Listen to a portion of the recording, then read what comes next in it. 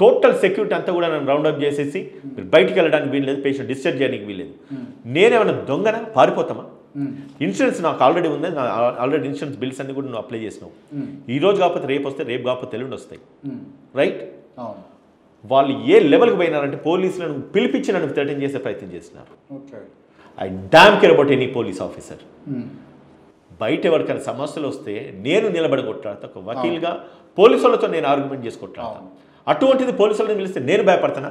నేను తప్పు చేయనప్పుడు, తప్పు నా సైడ్ లేనప్పుడు, తప్పు ముమ్మాటికి నువ్వు చేసినప్పుడు, ప్రతిది ఒక్కటి నేను ఎప్పుడైతే వాళ్ళని డిశ్చార్జ్ చేయాలని ఇన్సూరెన్స్ శాంక్షన్, అసలు శాంక్షన్ ఎందుకు కాలేదని చెప్పి ఒక్కొక్కటి పిన్ టు పిన్ ఆరాధిస్తే క్రాంతి. ఇప్పుడు నేను మీకు ఏదైతే చూపించుతున్నానో ప్రతి దాంట్లో మీకు నేను చెప్తున్నా, ఒక టెస్ట్ అని చెప్పేసి కండక్ట్ చేసిన క్రాంతి. ఒక టెస్ట్ సిఆర్పి టెస్ట్ అని చెప్పేసి బిల్ వేసినప్పుడు 2200 అని వేస్తాడు. ఇదే సిఆర్పి టెస్ట్కి 2480 నెక్స్ట్ బిల్లే. ఓకే, ఎట్లా జరుగుతుంది ఇది? యూరియా అనే టెస్ట్ ఒకటి పెట్టినారు కాంతి. ఈ యొక్క టెస్ట్కి ఇక్కడ ఇంకోటి మిస్ అవుతున్నా, సిబిపి అనే టెస్ట్ ఒకటి ఉంది, మీకు చూపించుతా. 1180 రూపీస్ టెస్ట్. దీన్ని ఇమీడియట్గా మళ్ళీ టెస్ట్ చేస్తే 1340 రూపీస్. ఇంత ఇమీడియట్గా, అంత క్విక్గా వాడికి మినిమం కామన్ సెన్స్ అని ఉండాలి. బిల్లులు పెరుగుతున్నాయి చూడండి. ఇదే టెస్ట్కి అసలు రెండంతల బిల్లు ఎందుకు అవుతుంది? 1180 రూపీస్ ఒకటి అవుతుంది, 1340 రూపీస్ ఒకటి అవుతుందా? చిన్నవి పోతే చినికి కాలేమైనట్టు టోటల్గా వాళ్ళు చేసిన మిస్అప్రాపరేషన్స్ అన్నీ చూస్తుంటే, ఫస్ట్ టైం నేను అడ్మిట్ చేసినప్పుడు 22nd డిశ్చార్జ్ అయిన దాంట్లో మీకు ఈ డాక్యుమెంట్స్ ఉంచుతాను. ఎంత డిఫరెన్స్ కెన్ యూ గెస్?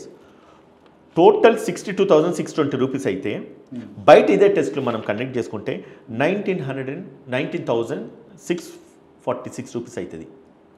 విజయ డయాగ్నోస్టిక్స్లో మీరు వెబ్సైట్లోకి వెళ్ళి చూడండి, నేను ఈ డాక్యుమెంట్ మీకు ఇస్తే మీరు డిస్ప్లే చేయండి. టోటల్గా డిఫరెన్స్ ఎంత వచ్చింది క్రాంతి? 42,974 రూపీస్ డిఫరెన్స్ వచ్చింది. నేను చెప్తలేను, నా మీద వాడి మీద కక్షతో నేను మాట్లాడతలేను, మన డబ్బులు కట్టలేక చేతగాక నేను మాట్లాడతలేను. ఇంత పెద్ద మాఫియా, దీన్ని మాఫియా అనకపోతే ఏమంటారు సార్?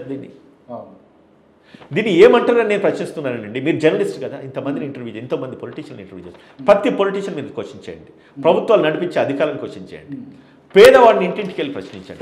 మీరు ఇదే గనక హాస్పిటల్కి వెళ్ళి చూస్తే ఒక్కొక్కటి వెరిఫై చేస్తే కొన్ని వేల మంది పేషెంట్లు రాష్ట్ర వ్యాప్తంగా ఈరోజు అడ్మిట్ అవుతున్నారు, పోతున్నారు. మరి ఇంత మిస్ఆపరేషన్, ఇంత పెద్ద స్కామ్, ఇంత పెద్ద స్కాండల్ జరుగుతూ ఉంటే దీన్ని మాఫియా అనకపోతే ఏమంటారు సార్? మీరు అన్నారు కదా, పెద్ద పదం వాడుతున్నారు సార్ మీరని. నేను అడుగుతున్నాను సార్, దీన్ని మాఫియా అనకపోతే ఏమంటారు సార్? ఓకే, ఇప్పుడు మాఫియానే అనాలనిపిస్తుంది మాకు కూడా.